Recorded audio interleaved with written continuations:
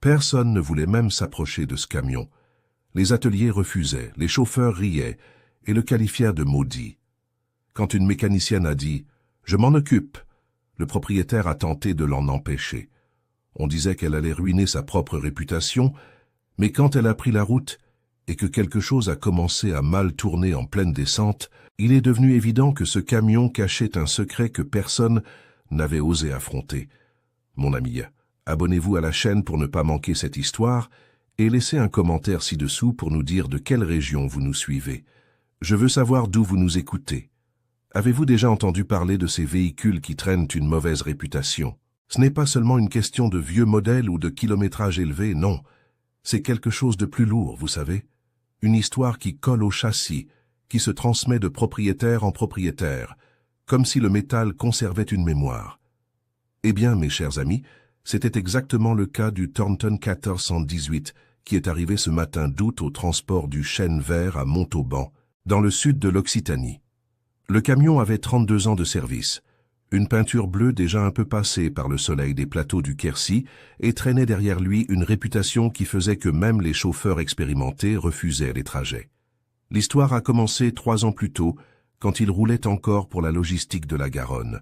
5 chauffeurs différents, des gens sérieux qui connaissaient la route comme leur poche, ont rapporté la même chose. Perte de direction dans les longues descentes. 3 cargaisons ont été endommagées, des dizaines de milliers d'euros de pertes. Et le dernier chauffeur, M. Gérard, un homme de 60 ans qui n'avait jamais eu d'accident de véhicule de sa vie, a juré ses grands dieux que le volant avait pris vie dans la descente de la colline du Périgord. L'entreprise n'a pas voulu entendre d'histoire. Elle a vendu le Thornton pour un tiers de sa valeur marchande, le donnant presque en cadeau, juste pour se débarrasser du problème. Et quelle chose intéressante, depuis lors, le camion est passé entre les mains de 4 propriétaires différents. 4. Et tous l'ont abandonné, après avoir ressenti cette même instabilité inexplicable qui transformait chaque voyage en un pari trop dangereux.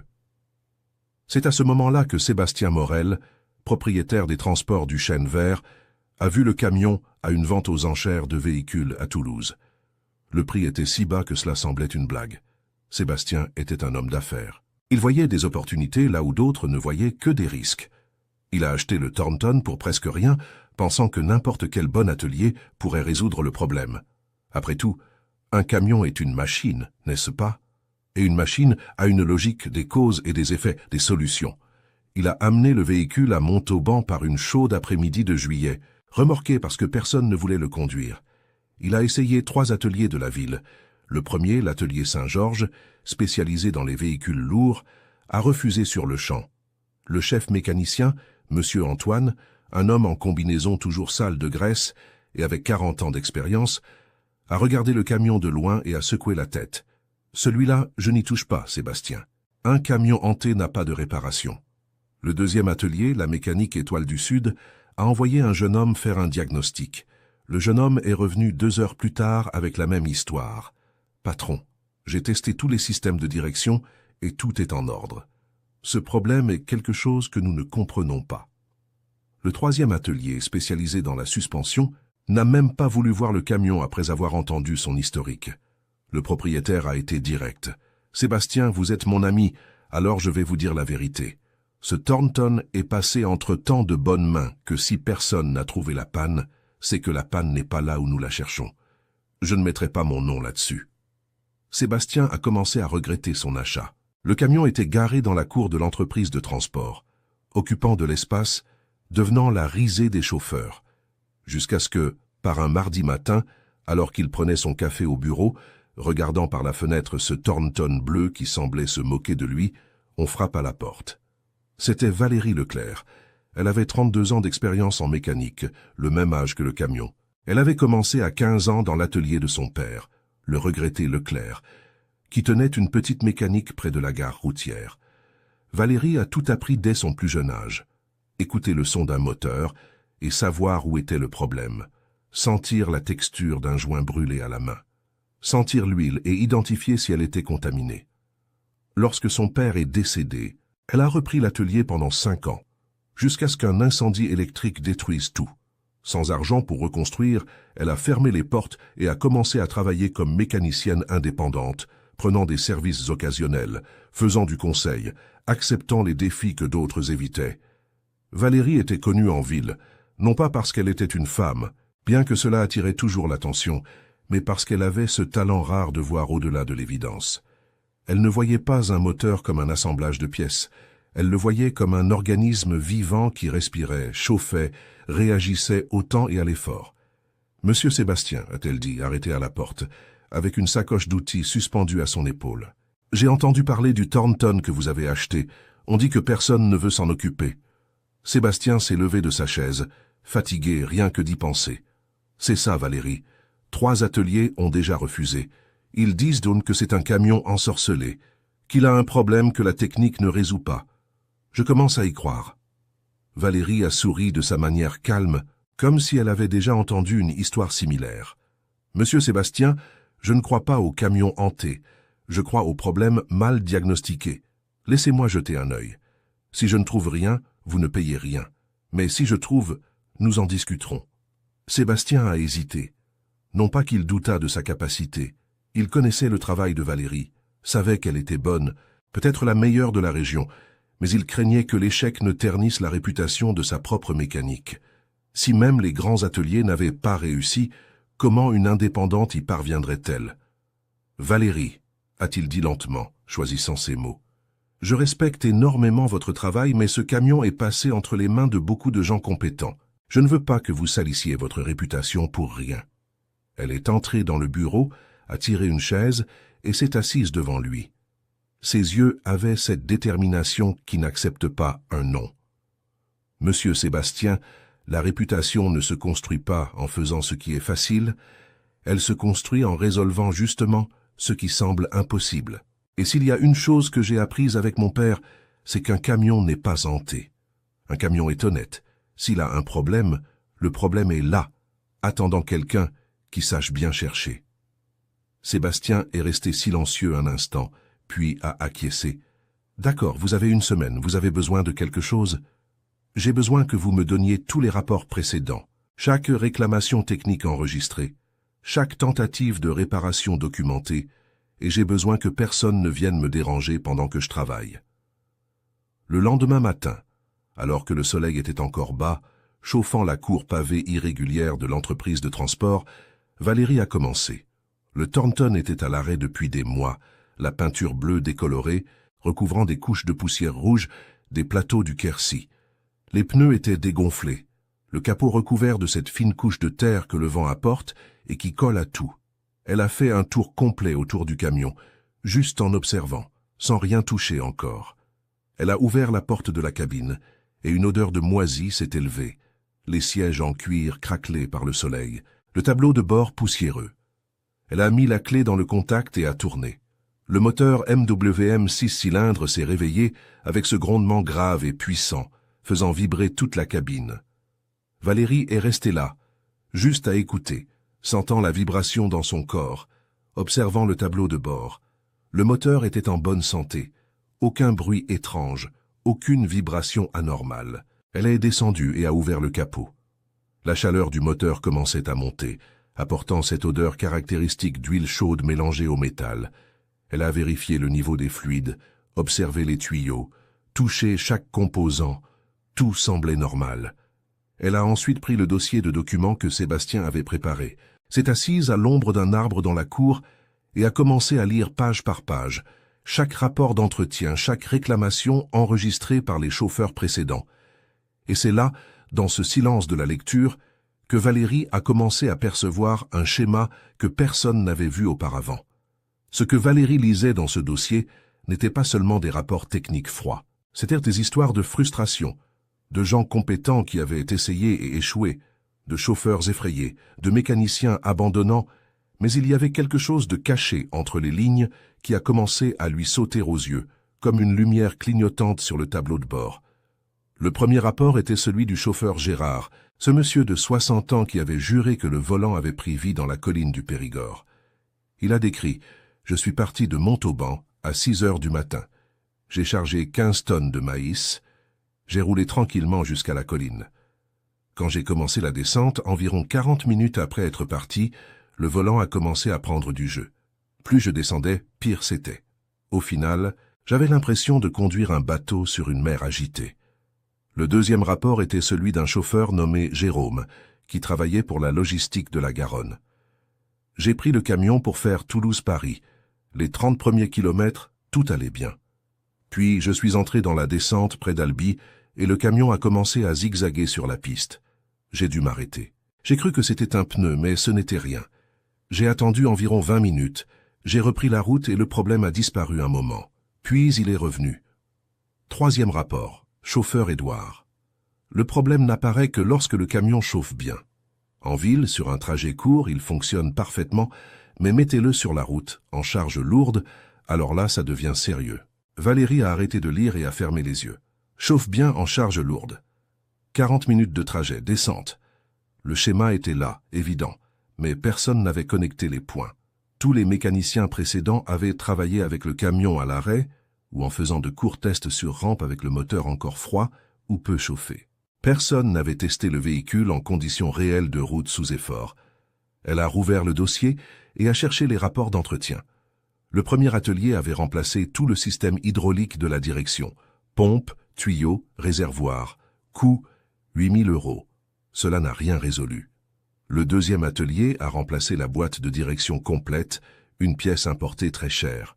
12 000 €. Cela n'a rien résolu. Le troisième a touché au rotule de direction, au bras de suspension, au pivot, au cil en bloc des bras. Plus 6 000 €. Rien.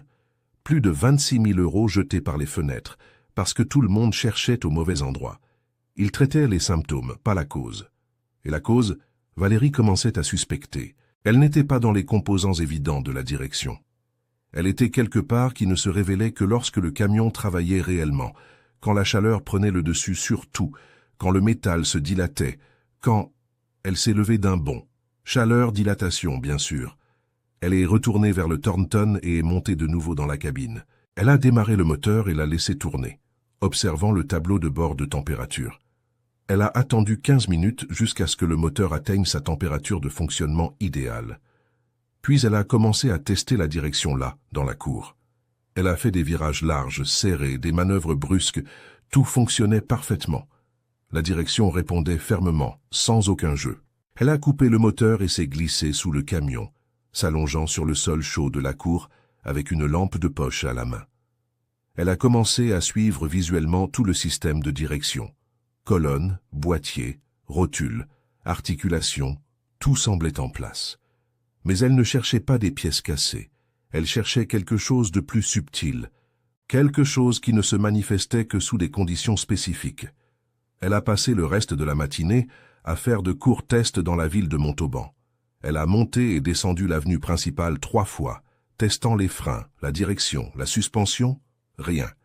Le Thornton se comportait comme un camion parfaitement réglé. C'est là qu'elle a réalisé que le problème n'apparaîtrait pas sur des trajets de 5-10 minutes.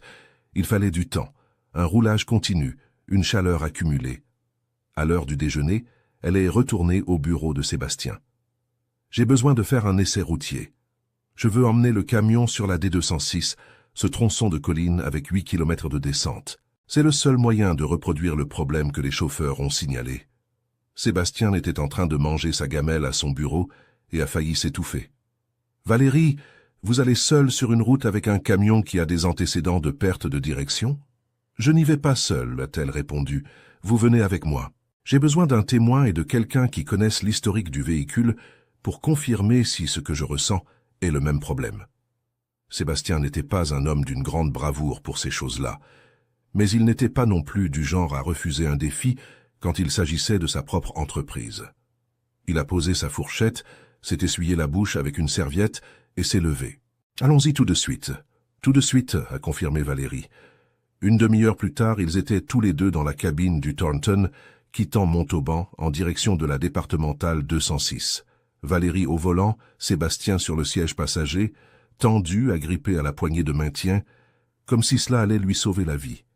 Le camion était vide, sans charge, mais il pesait quand même ses 7 tonnes de tard. Les 20 premières minutes ont été absolument tranquilles. Le moteur ronronnait fermement, la direction répondait avec précision, les vitesses s'enclenchaient doucement. Sébastien a commencé à se détendre un peu. « Vous voyez, Valérie ? Ce camion n'a rien, c'est une légende. Elle n'a pas répondu. Elle était concentrée, attentive à chaque détail, chaque vibration, chaque son. Le compteur partiel indiquait 32 km parcourus. La température du moteur était dans la plage idéale, entre 80 et 90 degrés. Tout était normal. C'est à ce moment qu'ils sont entrés dans le tronçon de colline de la D206. La route commençait à descendre en courbe douce, rien de très prononcé, mais c'était une longue descente continue, 8 km de pente constante qui exigeait de l'attention et un usage fréquent du frein moteur. Valérie a enclenché une vitesse réduite pour ne pas forcer les freins et a commencé la descente. 35 minutes de trajet, c'est là qu'elle a ressenti pour la première fois. C'était subtil, très subtil, comme si le volant avait gagné un tout petit peu plus de jeu libre. Rien d'éclatant, rien qui fasse dévier le camion de sa trajectoire, mais un très léger jeu qui n'était pas là avant.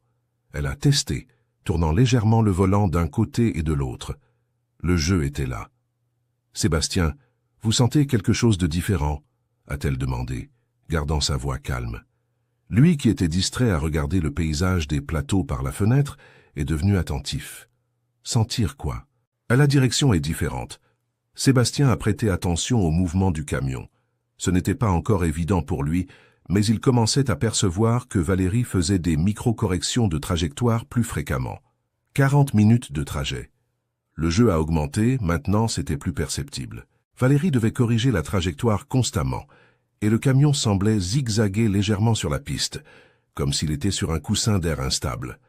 Ce n'était pas une perte totale de contrôle, ce n'était rien de catastrophique, mais c'était exactement le type d'instabilité qui causait la panique chez un chauffeur expérimenté, surtout en descente et chargé. « Maintenant, je le sens », a dit Sébastien, et sa voix avait un filet de nervosité. « C'est ça, c'est exactement ce que les chauffeurs ont rapporté. Le camion devient mou. » Valérie n'a pas répondu. Elle était totalement concentrée, contrôlant le véhicule avec fermeté, mais sentant qu'à chaque minute, la direction devenait plus lâche. Elle a regardé le compteur, 43 minutes, a regardé le tableau de bord de température, 95 degrés, un peu au-dessus de la normale, à cause de la descente prolongée et de l'effort du frein moteur. Elle a pris la décision, a commencé à réduire encore plus la vitesse, enclenchant des vitesses de plus en plus petites, jusqu'à ce qu'elle réussisse à arrêter le camion sur un large accotement de la colline.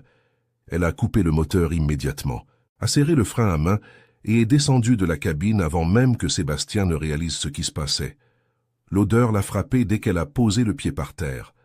Huile chaude, caoutchouc chauffé, métal surchauffé.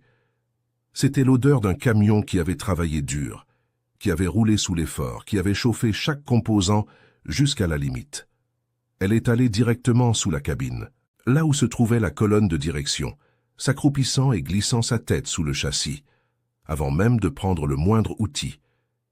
Et c'est en touchant le carter métallique de la colonne de direction que Valérie a failli crier de douleur. Elle s'est brûlé la main. Le carter était brûlant, si chaud qu'il était impossible d'y laisser la main plus d'une seconde. Elle s'est éloignée, a pris un chiffon épais de sa sacoche d'outils et est revenue, protégeant sa main. Elle a touché de nouveau, sentant à travers le chiffon la chaleur absurde qui en émanait. Sébastien était descendu aussi et était à côté d'elle, curieux. « Qu'est-ce qu'il y a ?»« La chaleur, » a-t-elle répondu, encore en train de digérer sa découverte. « Trop de chaleur. » Elle a pris une clé plate et a commencé à démonter les protections thermiques qui couvraient une partie de la colonne de direction. C'était de fines tôles métalliques, un peu rouillées, qui devaient protéger les composants de la chaleur du moteur.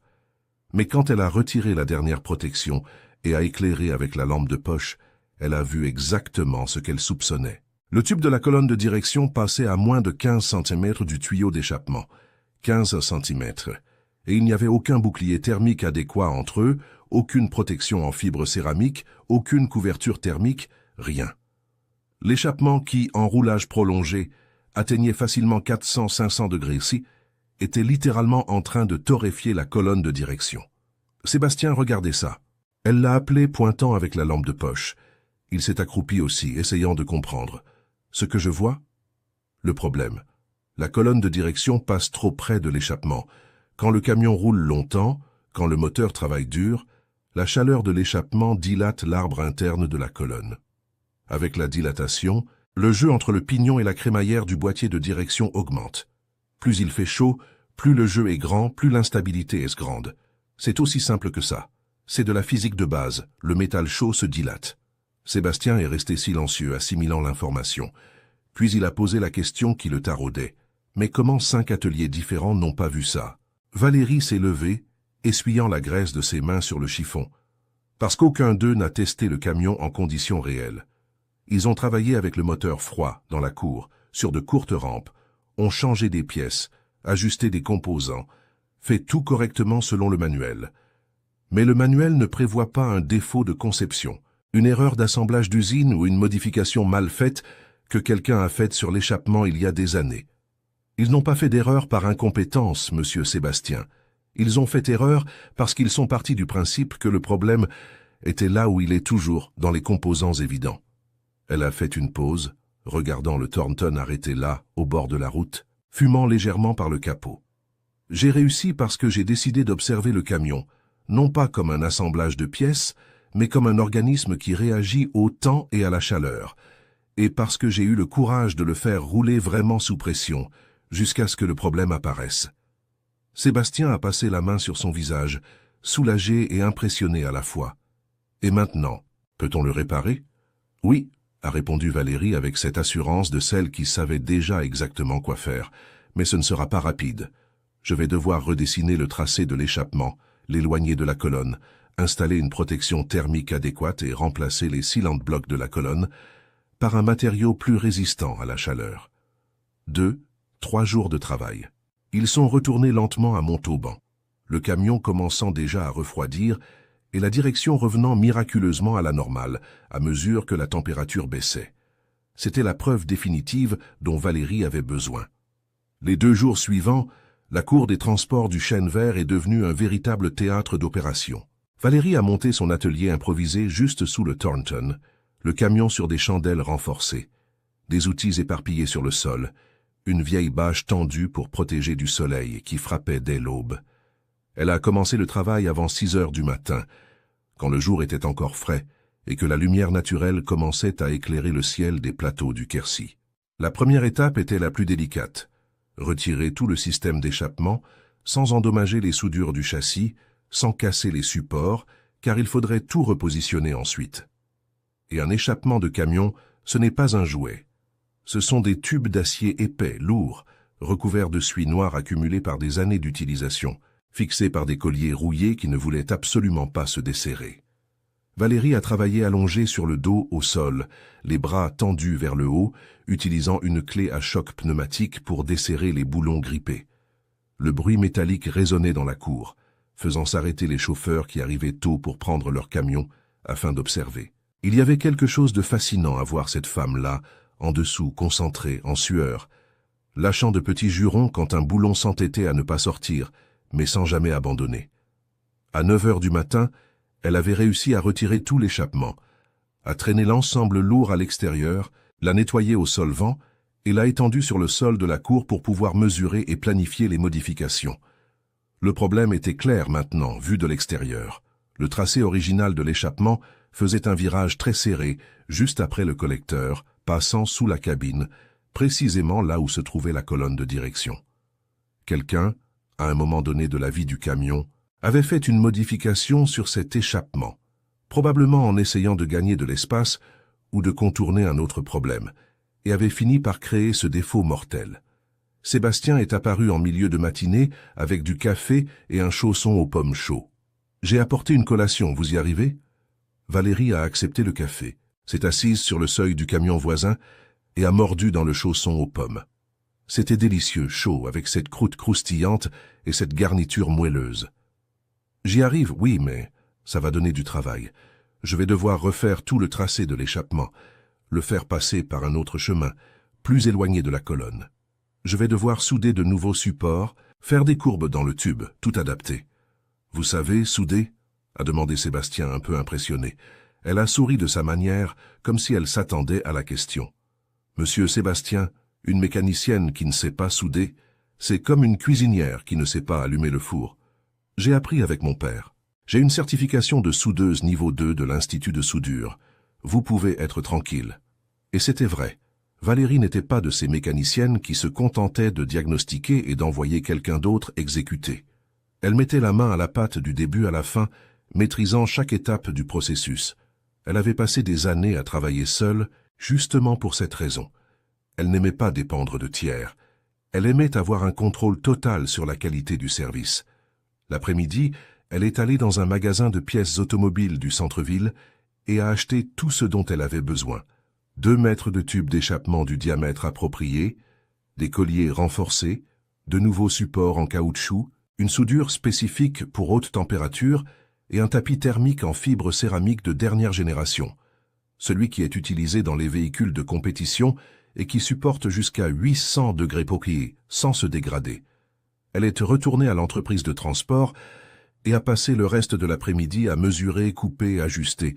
Le défi était de faire passer l'échappement par un chemin qui maintiendrait au moins 40 cm de distance par rapport à la colonne de direction, sans interférer avec aucun autre composant, sans perdre d'efficacité dans le flux des gaz, sans créer de points de tension dans le métal qui pourrait se fissurer avec le temps. Elle a travaillé avec la précision d'un horloger, marquant chaque point de soudure, chaque angle de courbe, chaque position de support. Les chauffeurs des transports du chêne vert ont commencé à se rassembler autour, curieux, posant des questions. Monsieur Jacques, un vétéran de 20 ans de route, les mains calleuses et le visage marqué par le soleil, est resté là à observer pendant près d'1 heure. « Madame Valérie, vous croyez vraiment que c'est ça? Que le problème était la chaleur ?» Elle n'a même pas levé la tête de son travail. Elle a continué à marquer des mesures sur le tube. « Je ne crois pas, monsieur Jacques, j'en suis sûr. J'ai testé. J'ai senti le problème apparaître. J'ai mesuré la température. J'ai confirmé. Ce n'est pas une supposition. C'est un diagnostic basé sur des preuves. »« C'est comment tant de bons ateliers n'ont pas vu ça ?» a demandé un autre chauffeur. Valérie s'est arrêtée, puis a essuyé la sueur de son front avec son bras et a regardé la foule qui s'était formée là. Parce qu'ils ont fait ce que tout le monde fait. Ils ont suivi le protocole standard. Problème de direction, on change la pompe hydraulique, on change le boîtier de direction, on ajuste les rotules. C'est ce qu'il faut faire, c'est ce qui est dans le manuel. Sauf que parfois le problème n'est pas dans le manuel. Parfois le problème est une chose simple, une chose qui n'apparaît que dans des conditions spécifiques. Et si vous ne testez pas dans cette condition, vous ne le trouverez jamais. Le deuxième jour, Valérie a commencé à souder. Et, mes amis, quel beau travail! Elle a mis son masque de soudeur à ajuster le chalumeau et a commencé à faire les soudures sur les tubes avec une précision impressionnante. Les cordons de soudure étaient parfaits, uniformes, sans éclaboussures, sans défaut. Chaque support était fixé au châssis avec le soin de celle qui sait que des gaz à des centaines de degrés de température y passent et que toute erreur peut être fatale. L'odeur de métal en fusion emplissait la cour, cette odeur caractéristique de soudure mélangée à la fumée et qui imprègne les vêtements. Les étincelles jaillissaient de tous les côtés, éclairant l'espace sous le camion, comme un spectacle de feux d'artifice. Valérie travaillait à son rythme, sans hâte, mais sans pause, vérifiant chaque point 2-3 fois avant de le considérer comme terminé. Quand elle a finalement terminé de repositionner tout le système d'échappement, c'était déjà le milieu de l'après-midi du 2e jour. Le nouveau tracé des tubes passait maintenant de l'autre côté du châssis, bien éloigné de la colonne de direction, avec des courbes douces qui ne créaient pas de résistance au flux des gaz. Elle avait installé 3 nouveaux supports en caoutchouc qui absorbaient les vibrations et permettaient la dilatation naturelle du métal avec la chaleur, mais elle n'avait pas encore terminé. Il manquait la partie la plus importante, la protection thermique. Valérie a pris le tapis de fibre céramique qu'elle avait acheté et a commencé à envelopper toute la région de la colonne de direction, créant une double barrière entre la chaleur résiduelle du moteur et les composants sensibles. Elle a tout fixé avec des colliers spéciaux en acier inoxydable qui ne s'oxydent pas et ne se desserrent pas avec le temps. Enfin, est venu le remplacement des cylinder blocks. Les cylinder blocks originaux de la colonne de direction étaient en nylon, un matériau qui fonctionne bien dans des conditions normales, mais qui ramollit et se déforme lorsqu'il est exposé à une chaleur excessive. Valérie avait commandé des cylinder blocks en bronze graphite, un matériau utilisé dans les applications industrielles lourdes, qui conserve ses propriétés mécaniques, même à des températures très élevées. Le remplacement des cylinder blocks a nécessité le démontage d'une partie de la colonne de direction, un travail délicat qui exigeait une attention totale. Elle a travaillé seule, en silence, avec cette concentration profonde de celle qui sait qu'une erreur ici peut compromettre tout le reste. Elle a retiré les anciens cylinder blocs qui montraient réellement des signes de déformation thermique lorsqu'ils étaient observés de près. Elle a nettoyé chaque surface de contact avec une brosse métallique et du solvant et a installé les nouveaux cylinder blocs avec une légère couche de graisse spéciale haute température. Quand elle a terminé, il était déjà plus de 17 heures. Valérie était épuisée, sale de la tête aux pieds, avec de la graisse noire sous les ongles et des taches de soudure sur sa combinaison, mais elle avait un sourire discret sur le visage. Ce sourire de celle qui sait qu'elle a fait du bon travail. Elle a appelé Sébastien. « J'ai fini. Maintenant, il faut tester. » Cette fois, Sébastien n'a pas hésité.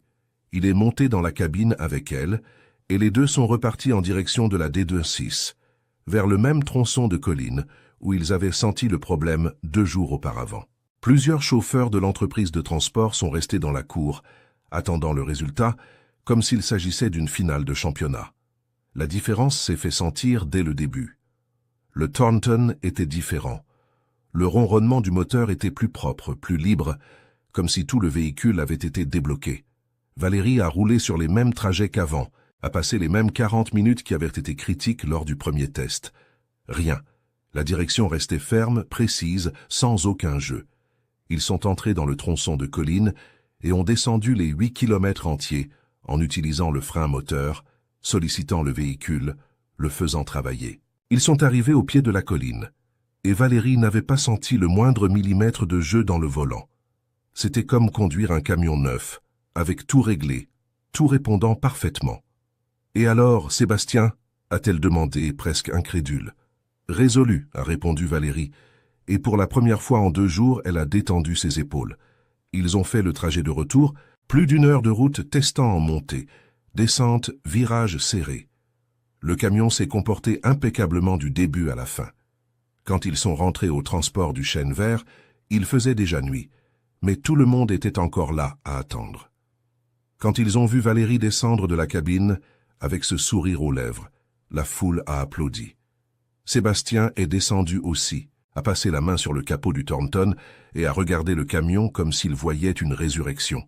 « Valérie, je vais être franc avec vous. Quand vous avez demandé d'essayer, je ne croyais pas que ça marcherait. Je pensais que vous alliez vous casser la figure comme les autres. Je suis désolé d'avoir douté. » Elle a essuyé ses mains sur un chiffon et a répondu avec cette simplicité de celle qui n'a rien à prouver.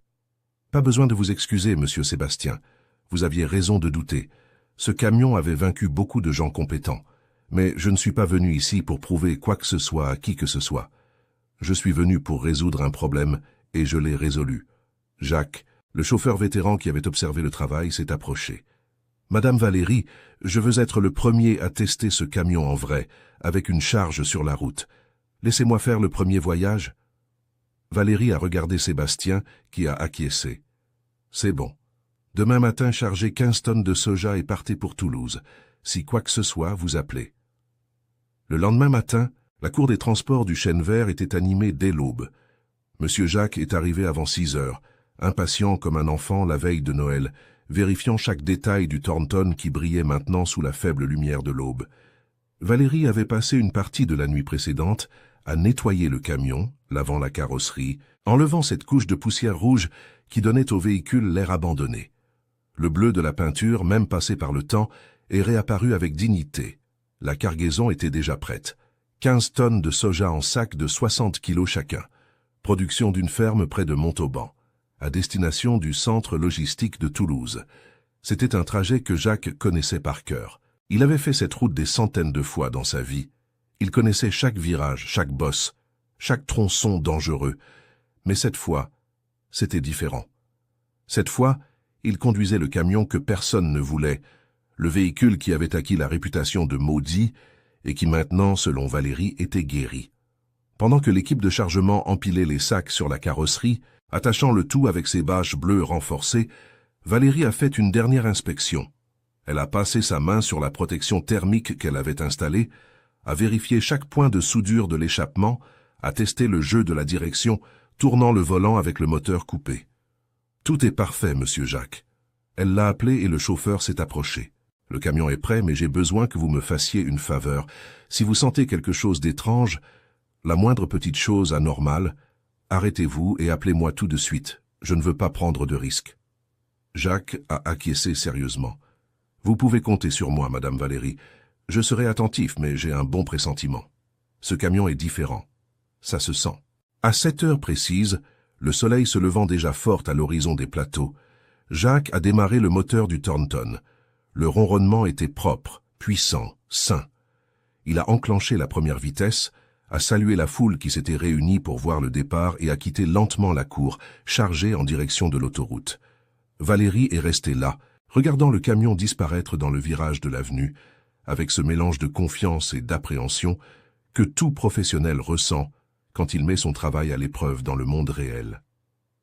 Sébastien est arrivé à côté d'elle. Nerveuse? Un peu, a-t-elle admis, non pas à cause de la réparation. Je sais que j'ai fait ce qu'il fallait, mais il y a toujours cette boule au ventre. Vous savez, c'est beaucoup de responsabilités. Les heures suivantes ont passé lentement. Valérie a essayé de s'occuper, organisant les outils, nettoyant l'espace qu'elle avait utilisé, mais son esprit était sur la route avec Jacques.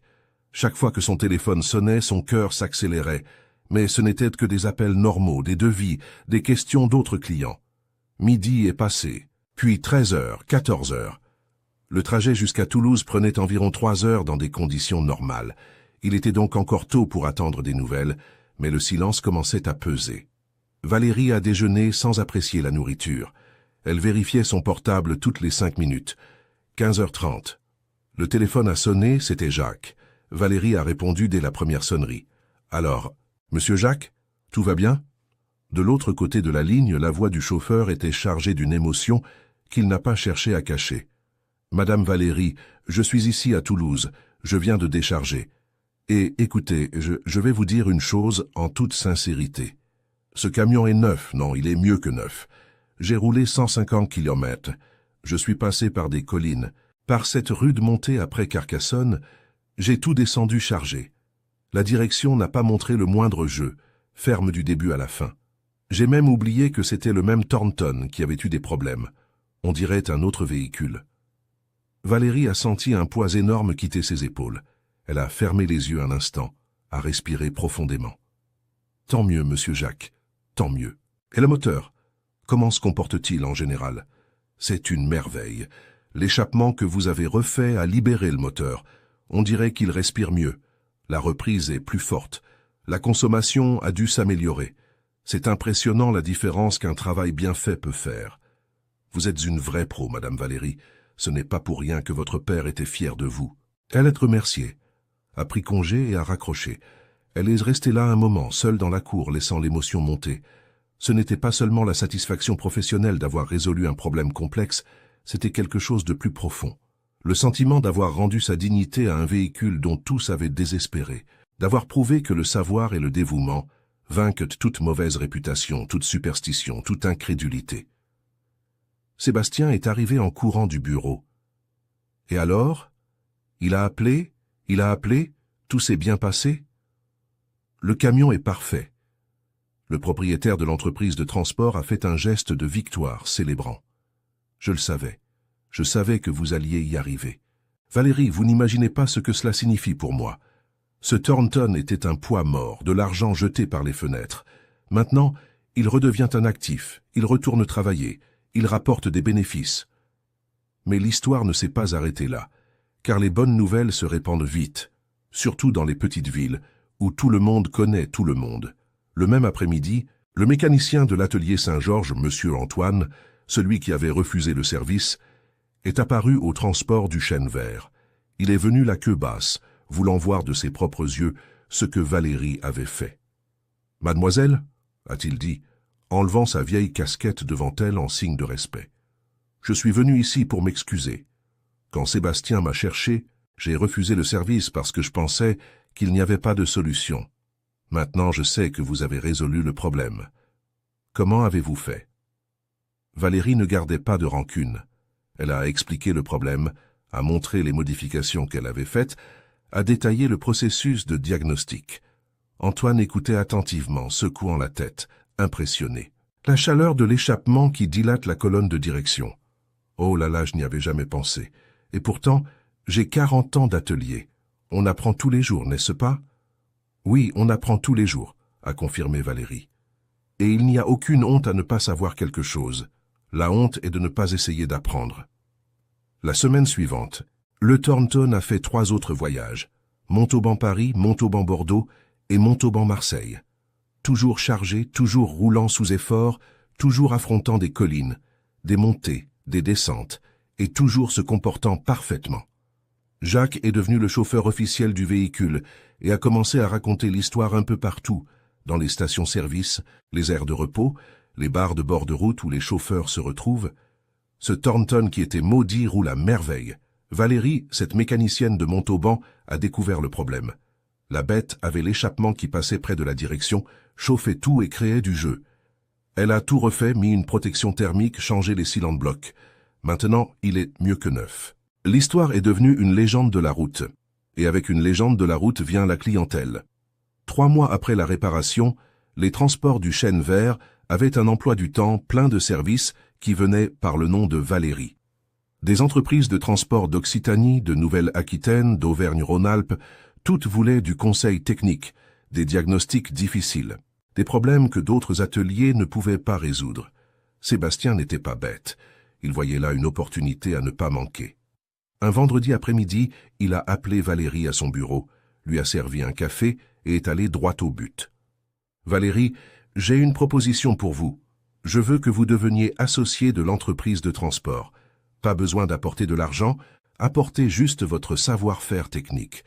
Je m'occupe de la partie administrative et commerciale. Vous vous occupez de l'atelier. Nous partageons les bénéfices. Ça vous dit ?»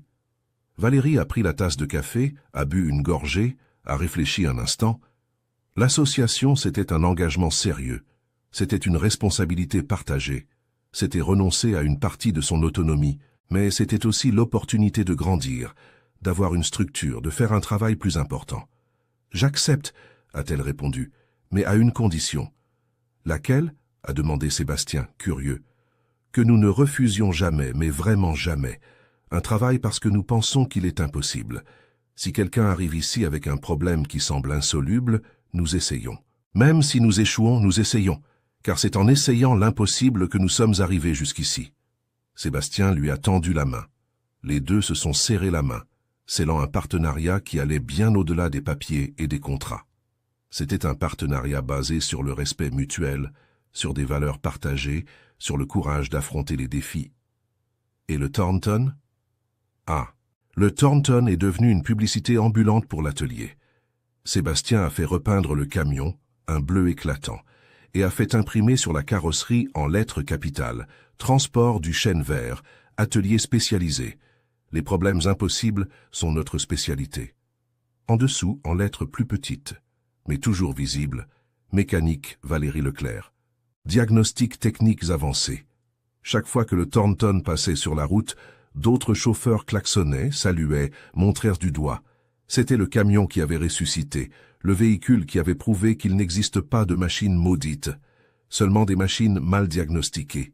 Quelque temps après le jour où Valérie a réparé le Thornton, l'entreprise de transport du Chêne Vert s'était transformée en quelque chose de bien plus grand qu'une simple entreprise de fret. La cour, qui abritait auparavant seulement 8 camions, comptait maintenant 15 véhicules, un atelier couvert avec de nouveaux équipements, et une liste d'attente de clients venus des départements voisins, juste pour consulter Valérie sur des problèmes que personne d'autre ne parvenait à résoudre. Mais ce qui a vraiment changé n'a pas été la taille de l'entreprise, c'est ce qui s'est passé avec les gens autour. Il y avait une jeune femme nommée Jessica, 19 ans, qui travaillait comme serveuse dans une station-service sur l'autoroute. Elle voyait le Thornton passer toutes les semaines, voyait cette phrase écrite sur la carrosserie à propos des problèmes impossibles, et un jour, elle a eu le courage d'aller voir Valérie. Elle est apparue au transport du Chêne Vert un jeudi après-midi, timide, jouant avec ses mains, avec l'air de celle qui ne sait pas si elle sera bien accueillie. « Madame Valérie, a-t-elle commencé, la voix basse, j'ai toujours aimé bidouiller les moteurs depuis toute petite. Mon père a une vieille moto rangée dans le garage et je passe mon temps à la démonter, à essayer de comprendre comment ça marche. » Mais tout le monde dit que ce n'est pas un truc de femme, que je devrais chercher un emploi de bureau, des choses comme ça. Alors je vous ai vu travailler ici, j'ai vu l'histoire du camion que vous avez réparé, et j'ai pensé, si elle a réussi, pourquoi est-ce que je ne pourrais pas essayer? Valérie avait les mains sales de graisse.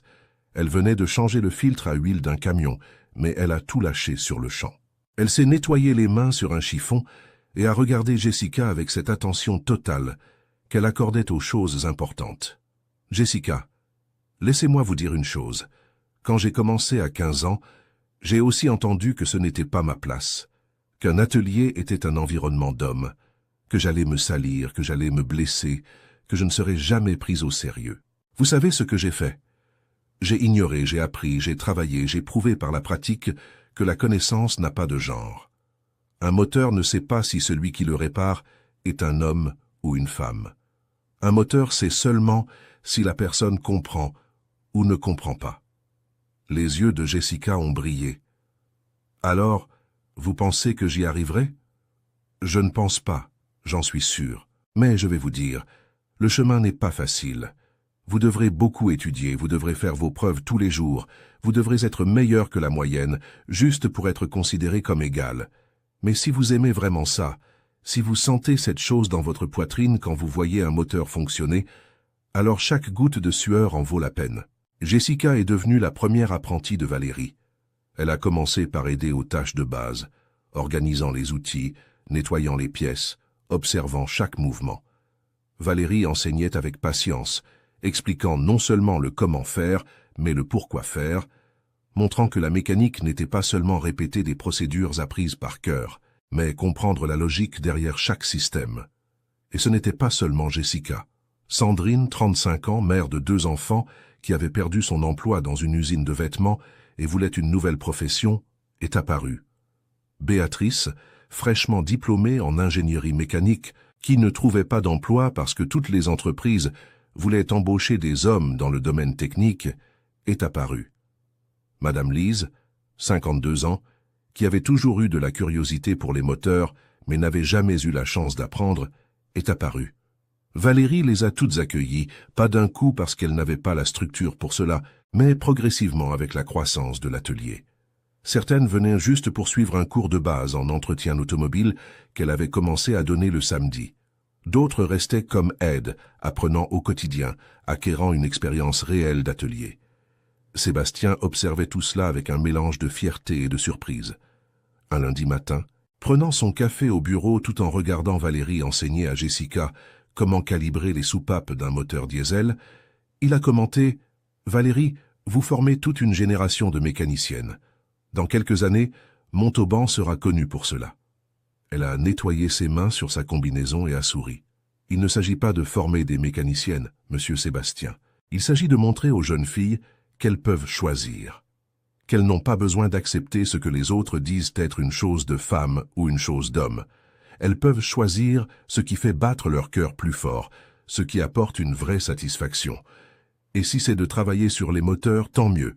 Si c'est autre chose, tant mieux aussi. L'important est de pouvoir choisir. » La réputation des transports du chêne vert a continué de croître. L'affaire du Thornton était devenue une référence nationale dans les forums de mécanique lourde sur Internet, les groupes WhatsApp d'entreprises de transport, les conférences dans les cours techniques. Valérie a été invitée à donner des cours au CFA de Toulouse, partageant non seulement le cas spécifique du camion, mais la méthodologie de diagnostic qu'elle utilisait. Observer le véhicule comme un organisme complet, tester en conditions réelles, ne pas accepter l'évidence sans remettre en question. Le Thornton? Ah, ce camion est devenu presque un membre de la famille. Il continuait de rouler fermement, accumulant les kilomètres, transportant des charges. Jacques est resté le chauffeur officiel du véhicule et a développé une affection presque paternelle pour cette machine. Il le lavait tous les week-ends, faisait les révisions préventives avec Valérie personnellement, en prenait soin comme si c'était le sien. Un après-midi d'octobre, presque 1 an après la réparation, un journaliste de la télévision locale est apparu au transport du chêne vert, voulant faire un reportage sur la mécanicienne qui avait ressuscité le camion maudit. Valérie n'aimait pas beaucoup apparaître. Elle préférait laisser son travail parler de lui-même, mais Sébastien a insisté, disant que ce serait bon pour l'entreprise, pour la ville, pour la cause. Le reportage a été diffusé un vendredi dans le journal régional. Ils ont montré Valérie travaillant, enseignant aux apprentis, expliquant l'affaire du Thornton. Ils ont montré Jacques parlant de la façon dont le camion roulait parfaitement. Ils ont montré Jessica, la première apprentie, faisant maintenant de simples entretiens seuls, disant les larmes aux yeux « Valérie a changé ma vie. Elle m'a montré que je peux être ce que je veux. » L'impact a été immédiat. Le téléphone de l'entreprise de transport a sonné sans arrêt pendant des jours. Plus de jeunes filles voulant apprendre, plus d'entreprises voulant engager du conseil, plus d'entreprises de transport voulant résoudre des problèmes complexes. Mais des critiques sont aussi arrivées. Des gens disant que c'était un coup de pub forcé, que les femmes dans les ateliers étaient une mode passagère, que ça allait vite passer. Valérie n'a pas perdu de temps à répondre aux critiques. Elle a continué à travailler, à continuer à enseigner, à continuer à prouver par la pratique que la compétence n'a rien à voir avec qui vous êtes, mais avec la mesure dans laquelle vous vous dévouez à apprendre. 2 ans après la réparation du Thornton, les transports du Chêne Vert ont inauguré leur propre école technique, petite mais bien équipée, offrant un cours gratuit de mécanique de base, axé sur la formation de professionnels pour le marché des transports. La première promotion comptait 12 élèves, dont 8 femmes. Lors de la simple cérémonie d'ouverture, avec seulement les familles des élèves et quelques partenaires de l'entreprise de transport, Sébastien a demandé à Valérie de dire quelques mots.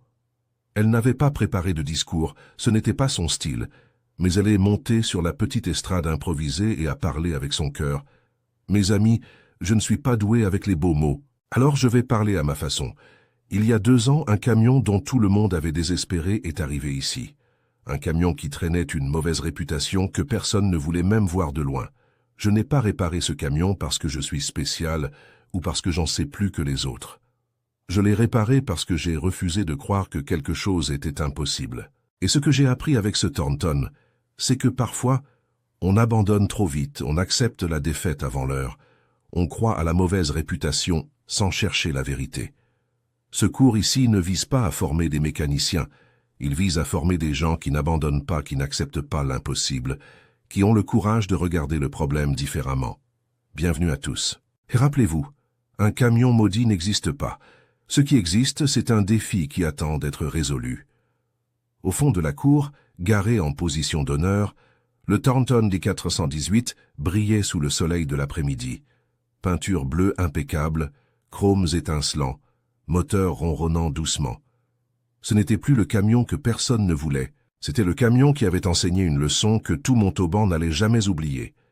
Et Valérie est retournée à l'atelier juste après le discours. Elle a enfilé sa combinaison déjà usée par tant d'usages, a pris ses outils usés mais fiables, et est allée s'occuper d'un nouveau problème arrivé ce matin-là. Un camion avec une perte de puissance que 3 ateliers avaient déjà examiné sans succès. Car pour elle, peu importait le nombre d'histoires que l'on racontait sur son travail, le nombre de reportages télévisés qui apparaissaient, le nombre de prix qu'elle pouvait recevoir. Ce qui importait, c'était le prochain moteur attendant un diagnostic, la prochaine machine ayant besoin d'attention, le prochain impossible demandant à être résolu. La voilà, les mains sales de graisse noire, l'odeur de diesel dans l'air, le bruit métallique des outils résonnant dans la cour, faisant exactement ce qu'elle aimait faire depuis ses 15 ans, rendre vie à des machines que d'autres avaient abandonnées, prouvant chaque jour que la réputation se construit par un travail honnête, des connaissances solides, et le courage d'affronter ce qui semble impossible. Le Thornton que personne ne voulait revoir était devenu le symbole que toujours, il vaut la peine d'essayer encore une fois.